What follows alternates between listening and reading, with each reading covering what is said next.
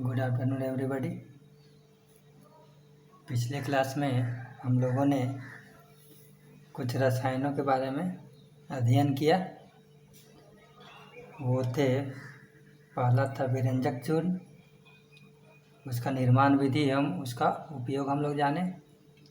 उसके बाद पढ़े बेकिंग सोडा के बारे में। तो बेकिंग सोडा में भी हम लोगों ने निर्माण विधि और उसके उपयोग के बारे में पढ़ा। तो क्लास को आज आगे बढ़ाते हुए आगे के टॉपिक पर हम लोग चर्चा करते हैं। अगला जो टॉपिक है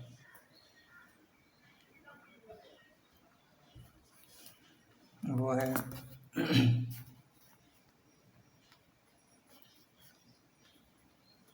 बेकिंग सोडा को गर्म करने पर उत्पाद के बनने की अभिक्रिया, यानी हम लोग सीखेंगे कि जब हम लोग बेकिंग सोडा को गर्म करते हैं तो क्या होता है, कौन सी अभिक्रिया होती है और कौन कौन से उत्पाद बनते हैं। तो बेकिंग सोडा को हम लोग गर्म करते हैं तो बेकिंग सोडा का सूत्र होता है NaHCO3। इसको याद रखना, ये पूछता है एग्जाम में। बेकिंग सोडा का रासायनिक सूत्र एवं नाम, तो NaHCO3 सोडियम हाइड्रोजन कार्बोनेट। इसको हम लोग क्या कर रहे हैं, गर्म कर रहे हैं। तो गर्म करते हैं तो हम लोग को मिलता है Na2CO3, यानी सोडियम कार्बोनेट प्लस कुछ जलवाष्प प्राप्त होते हैं और कार्बन डाइऑक्साइड गैस निकलता है। ठीक है, तो ये अभिक्रिया बैलेंस तो नहीं है, तो इसको हम लोग बैलेंस करते हैं। यहाँ सोडियम कितना है, 2 है, तो यहाँ 2 लगाएंगे। तो हाइड्रोजन कितना हो गया, 2। यहाँ भी 2 हाइड्रोजन है। कार्बन 2, कार्बन 1 यहाँ और 1 यहाँ, 2 हो गया। और ऑक्सीजन 3 को गुना 2 से करो तो 6 हो जाएगा। 3 4 5, अब ये बैलेंस हो गया है। ठीक है, तो गर्म करने पर क्या हम लोग को प्राप्त होता है, सोडियम कार्बोनेट। इसका नाम हो गया सोडियम कार्बोनेट। कभी कभी ये एग्जाम में पूछता है, इसलिए इसको भी VBI लगाते हैं। इसको भी याद रखना, इस समीकरण को याद रखना। कभी कभी समीकरण में पूछ देता है, या तो पूछता है कि बेकिंग सोडा या खाने वाले सोडा को जब हम लोग गर्म करते हैं तो कौन से उत्पाद बनते हैं, चाहे क्या होता है। ठीक है, तो अब हम लोग का बेकिंग सोडा का जो टॉपिक था वो ख़त्म हो गया। अब तीसरे नंबर पर जो हम लोग को निर्माण विधि जानना है और उपयोग के बारे में जानना है वो है धोवन सोडा। धोवन सोडा, ठीक है। तो धोवन सोडा के बारे में सबसे पहले इसका जान लेते हैं रासायनिक सूत्र। धोवन सोडा का रासायनिक सूत्र होता है Na2CO3.10H2O। ठीक है, इसका रासायनिक सूत्र होता है Na2CO3.10H2O। इसका रासायनिक नाम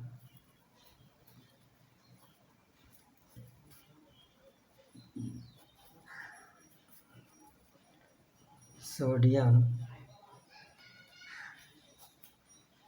कार्बोनेट यहाँ तक हो गया नाम सोडियम कार्बोनेट। उसमें 10 को बोला जाता है डेका, और इस H2O को बोला जाता है हाइड्रेट।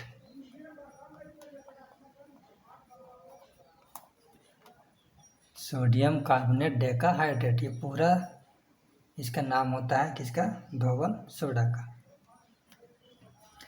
ये जो दोनों है ये एग्ज़ाम में पूछ चुका है, मैट्रिक एग्ज़ाम में, तो पिछले साल तो नहीं पूछा है, तो तुम लोग के लिए इम्पोर्टेंट हो सकता है। तो इसको अच्छा से याद कर लेना। सोडियम कार्बोनेट का पता है, 0.10H2O देना नहीं भूलना है। इसका क्या मतलब होता है, 10H2O मतलब नमी, एक तरह समझ लो। जो भी धोने वाला सोडा रहता है, धोवन सोडा, उसमें कुछ नमी की मात्रा पाई जाती है, यानी 10 मॉलिक्यूल्स उसके जल के पाए जाते हैं। ठीक है, तो जब भी धोवन सोडा का रासायनिक सूत्र लिखने के लिए आए तो पूरा लिखना है, सोडियम Na2CO3 डॉट देना है 10H2O। ठीक है, इसका नाम है सोडियम कार्बोनेट डेका हाइड्रेट। ठीक है, अब इसका हम लोग निर्माण विधि जानेंगे। निर्माण विधि, ये धोवन सोडा बनता कैसे है उसके बारे में जानेंगे। तो पीछे अभी जस्ट हम लोग पढ़े हैं ये समीकरण, जब हम लोग बेकिंग सोडा को गर्म करते हैं तो क्या बनता है, सोडियम कार्बोनेट, तो यही बन रहा है, यही इसका सूत्र है। ठीक है, तो हम लोग का समीकरण में यही होगा, तो हम लोग लिखेंगे क्या, जब बेकिंग सोडा यानी कि धोने वाला सोडा, खाने वाला सोडा को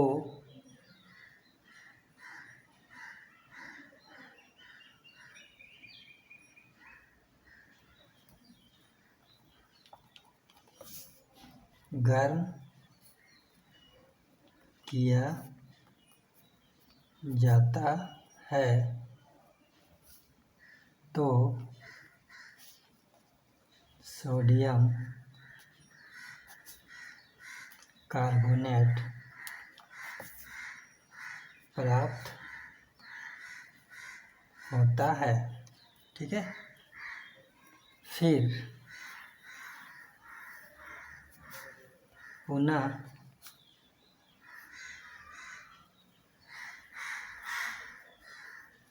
इसका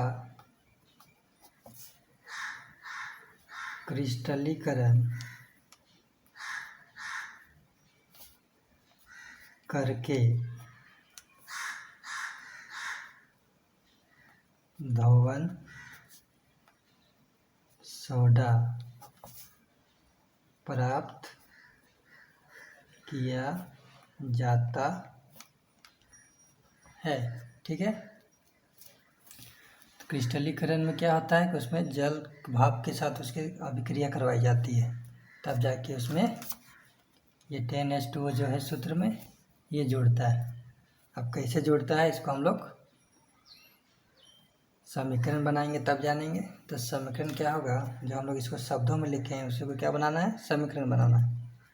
समीकरण होगा NaHCO3, बेकिंग सोडा है, इसको क्या करना है, गर्म करना है, तो क्या बनता है, Na2CO3 sodium carbonate plus H2O plus CO2। ये समीकरण हम लोग पहले भी देख चुके हैं, यहाँ 2 होगा। ठीक है, सोडियम कार्बोनेट, यहाँ से हम लोग सोडियम कार्बोनेट प्राप्त हो गया, लेकिन अभी तक धोवन सोडा बनाने के लिए क्या करना पड़ेगा, उसका क्रिस्टलीकरण करना होगा। ठीक है, क्रिस्टलीकरण विधि करेंगे तब जाके हम लोग को प्राप्त होगा धोवन सोडा। तो अगला समीकरण है,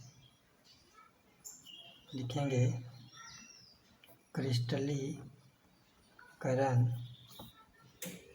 की प्रक्रिया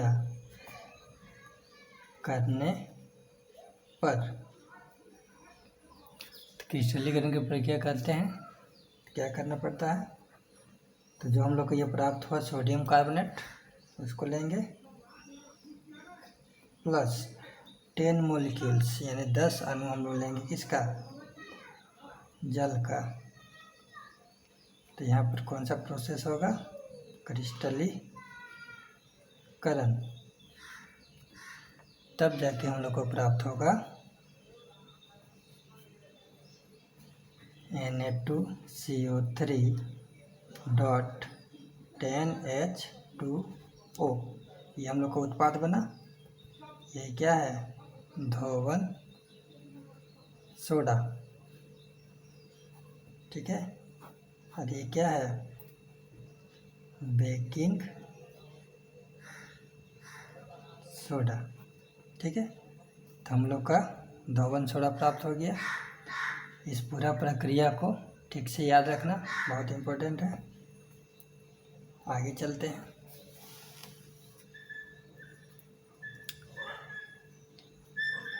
पॉइंट बनाते हैं। धोवन सोडा की प्रकृति क्षारीय होती है। धोवन सोडा की प्रकृति कैसी होती है, क्षारीय होती है, ठीक है। अब हम लोग इसके उपयोग के बारे में जानेंगे। इसका उपयोग कहाँ कहाँ होता है, हेडिंग लिखेंगे धोवन सोडा के उपयोग। धोवन सोडा क्या क्या उपयोग है। नंबर 1,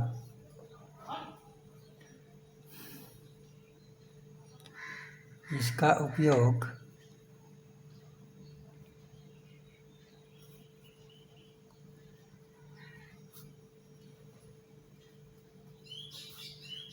कागज एवं साबुन उद्योगों में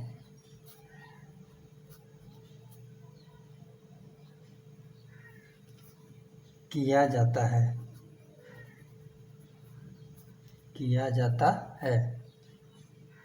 दूसरा इसका उपयोग है जल की स्थायी कठोरता को दूर करने के लिए इसका उपयोग किया जाता है। ये जो दूसरा जो उपयोग लिखे, ये पॉइंट बहुत इम्पोर्टेंट है, कई बार एग्जाम में आ भी चुका है, तो इसको भी याद रखना। क्वेश्चन इस तरह से रहेगा, जल की स्थायी कठोरता को दूर करने के लिए किस यौगिक का उपयोग किया जाता है, यानी किसका उपयोग किया जाता है। तो आंसर क्या होगा, धोवन सोडा का, ठीक है। अगला इसका उपयोग क्या है, इसका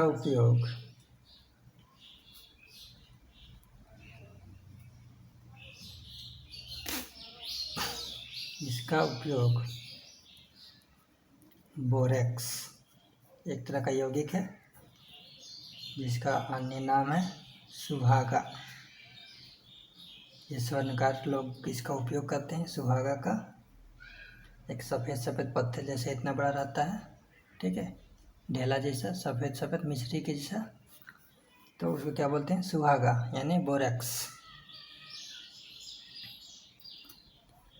तो इसका उपयोग बोरेक्स के निर्माण में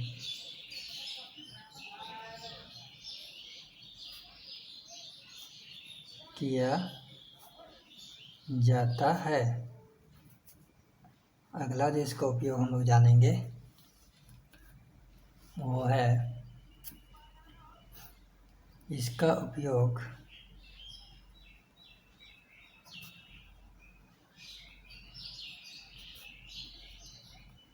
प्रयोगशाला में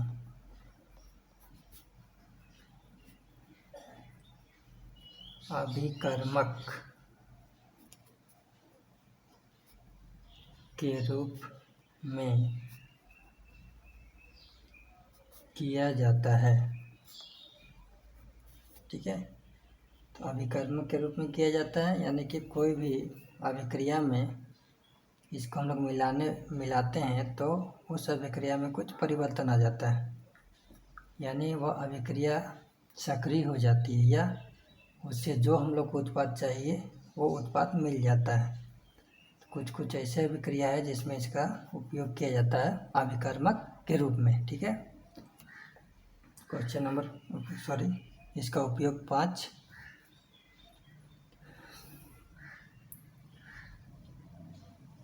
पांचवा में इसका उपयोग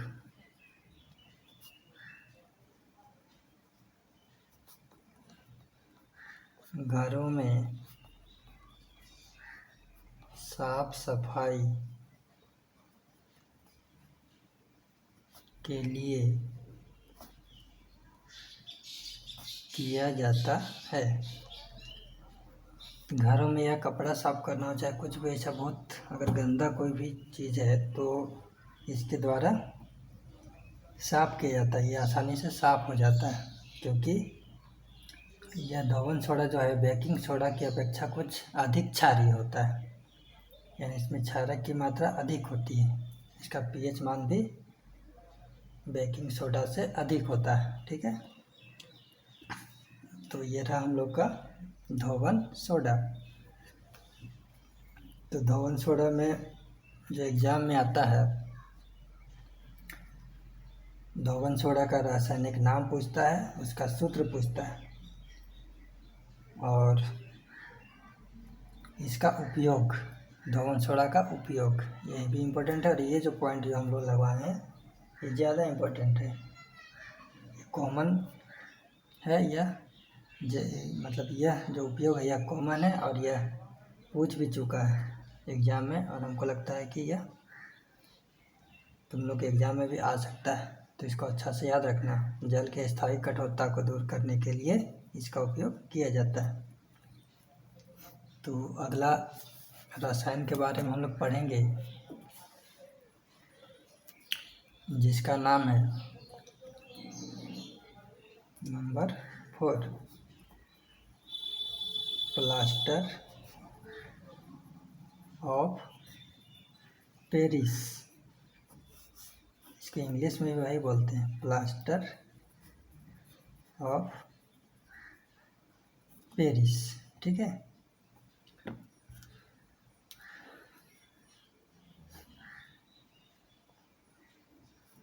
यहाँ लिखेंगे रासायनिक सूत्र। पहले इसका रासायनिक सूत्र जानेंगे। तो इसका रासायनिक होता है CaSO4 dot half H2O।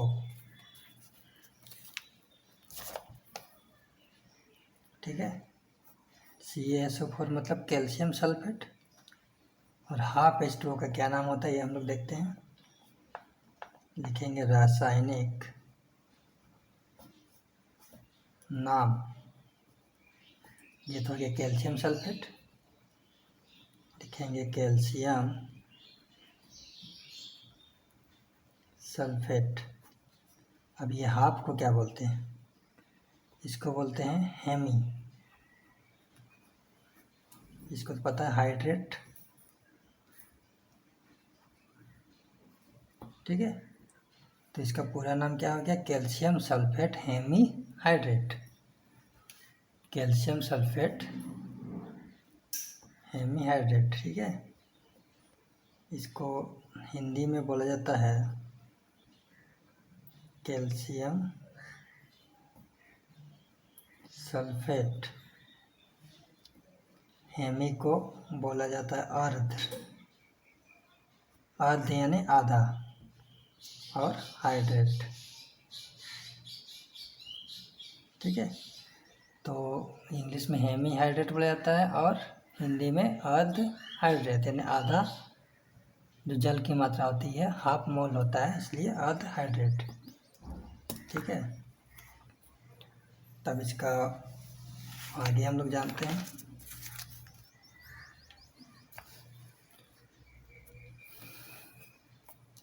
Point लिखते हैं, प्लास्टर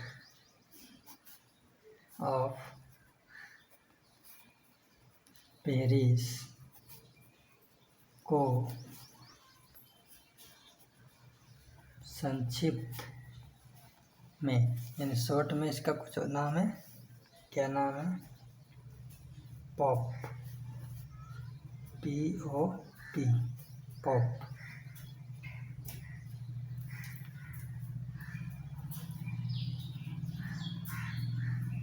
लिखा जाता है। पीछे का प्लास्टर ऑफ पेरिस यानी POP, पॉप। और इसका हम लोग निर्माण विधि जानेंगे। हेडिंग लिखेंगे, निर्माण विधि। ये बनता कैसे है तो इसको हम लोग जानते हैं। लिखेंगे, जब जिप्सम को 373 के 373 केल्विन ताप मान पर गर्म किया जाता है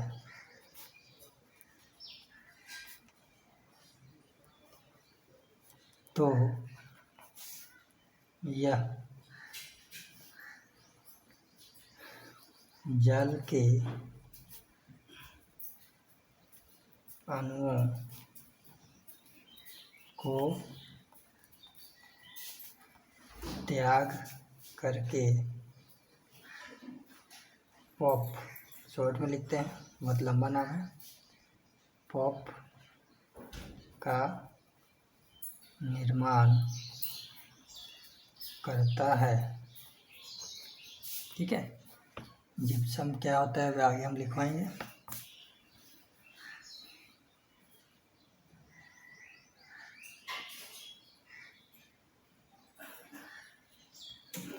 तो इसका सूत्र हम लोग लिखते हैं, समीकरण। जैसे जिप्सम का जो होता है सूत्र CaSO4 डॉट 2H2O। ठीक है, इसको क्या किया जा रहा है? गर्म किया जा रहा है। कितना टेम्परेचर पर? 373 केल्विन पर। तो क्या बनता है? CaSO4 dot half H2O plus क्या अलग हो जाता है? 1/1 डेढ़ H2O, तो डेढ़ और ये आधा दोनों मिला के 2 हो गया, तो बैलेंस हो गया। ठीक है, तो ये हम लोग का निर्माण हुआ क्या? POP यानी कि plaster of Paris.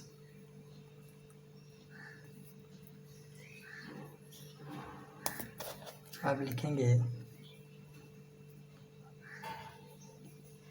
Plaster of Paris को अगर हम लोग जल के साथ अभिक्रिया करवाते हैं या जल के साथ उसको घोलते हैं तो क्या होता है?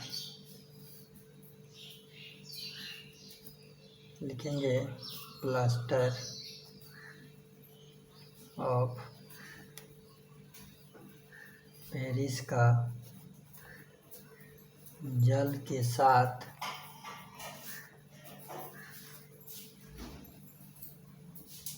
अभिक्रिया, जब प्लास्टर ऑफ पेरिस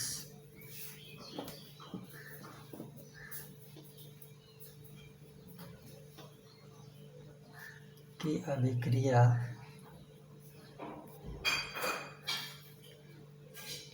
जल के साथ होती है तो एक कठोर ठोस पदार्थ प्राप्त होता है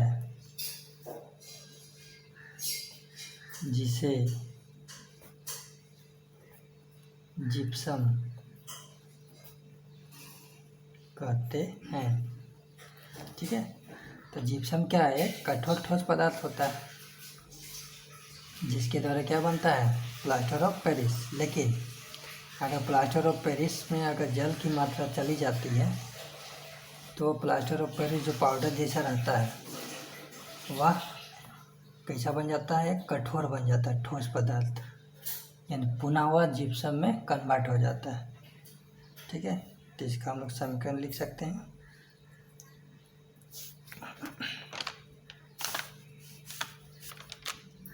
इसी का उल्टा लिख देना है, CaSO4 डॉट हाफ H2। इसमें हम लोग जल मिलाते हैं।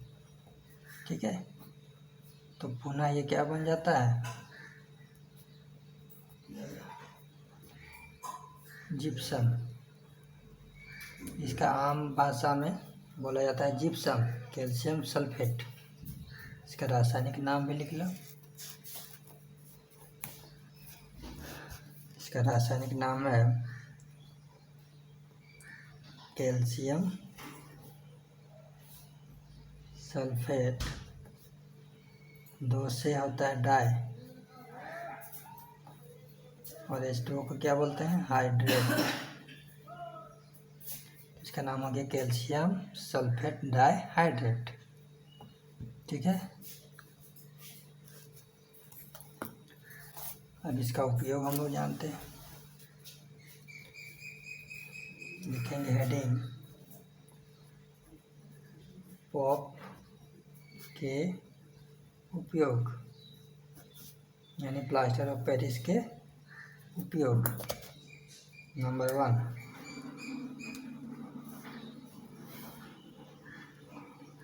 इसका उपयोग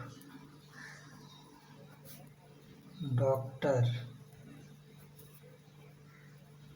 टूटी हुई हड्डियों को जोड़ने में करता है। जब किसी का हड्डी किसी कारण से टूट जाता है तो उस हड्डी को जोड़ने के लिए डॉक्टर क्या करता है? प्लास्टर करता है, सफ़ेद रंग का, सबको देखे होंगे। तो प्लास्टर किसका रहता है? POP, यानी प्लास्टर ऑफ पेरिस का रहता है। जब उसको जल में घोल करके लेप बना दिया जाता है, जैसे हाथ अगर किसी का टूटा है तो हाथ में लेप बना करके उसको पूरा लेप बना दिया जाता है।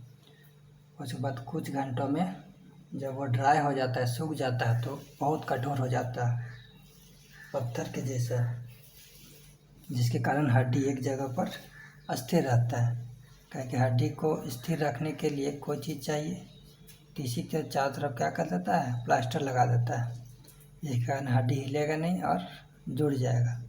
क्योंकि अगर प्लास्टर नहीं लगता है तो हड्डी हिलते रहेगा तो कभी ये जुड़ पाएगा? नहीं जुड़ पाएगा। इसलिए डॉक्टर इसको स्थिर रखने के लिए क्या करते हैं? चारों तरफ प्लास्टर लगा देते हैं। ठीक है, अगला, इसका उपयोग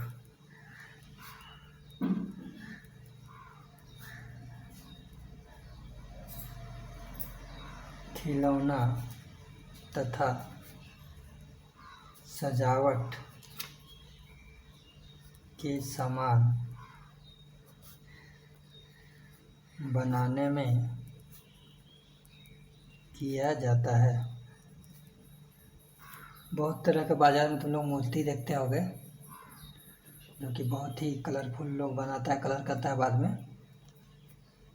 ठीक है, छोटा छोटा खिलौना रहता है जो बहुत हल्का रहता है, और वो किस चीज़ का बना हुआ रहता है? प्लास्टर ऑफ पेरिस का। अगला जो है इसका उपयोग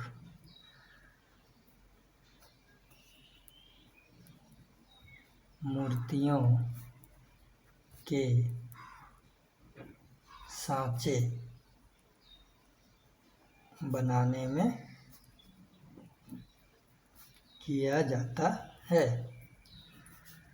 जो भी मूर्तियाँ रहती हैं उनका जो चेहरा, जो उसका सर वाला भाग होता है चेहरा के साथ, उसको इसी का पहले सांचा बना लिया जाता है और उसी में मिट्टी डाल करके उसका चेहरा का रूप दिया जाता है, जिससे कि मूर्ति का चेहरा बनता है। ठीक है, अगला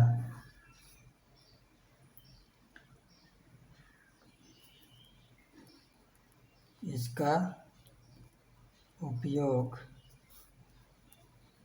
स्वर्णकार गहनों को जोड़ने में किया करते हैं। जो भी गहने छोटे छोटे बनते हैं उनको जोड़ने के लिए ऐसे तो जोड़ा नहीं जा सकता है, तो प्लास्टर ऑफ पेरिस का पानी में मिला करके एक लेप बना लिया जाता है तथा उसके ऊपर उस डिज़ाइन को, छोटे छोटे डिज़ाइंस को उसमें रखा जाता है, फिर उसको जोड़ा जाता है ताकि वह जो डिज़ाइन बना वो इधर उधर हिले नहीं, कह के इसका उपयोग किया जाता है प्लास्टर ऑफ पेरिस का। ठीक है, तो हम लोग का आज 2 टॉपिक कंप्लीट हो गया। पहला था धोवन सोडा, ठीक है, और दूसरा प्लास्टर ऑफ पेरिस। तो आज का हम लोग क्लास यहीं समाप्त करते हैं और हम लोग मिलेंगे अगले क्लास में एक नए टॉपिक के साथ। कुछ अन्य रसायनों का निर्माण विधि जानेंगे और उसका उपयोग जानेंगे। ठीक है, और देखते हैं अगर और होगा तो और पढ़ेंगे, नहीं तो उससे आगे जो हम लोग को पढ़ना है कोर्स में उसको और आगे हम लोग पढ़ेंगे। तो साइंस का क्लास अब अगले दिन से होगा, तो मिलते हैं अगले क्लास में।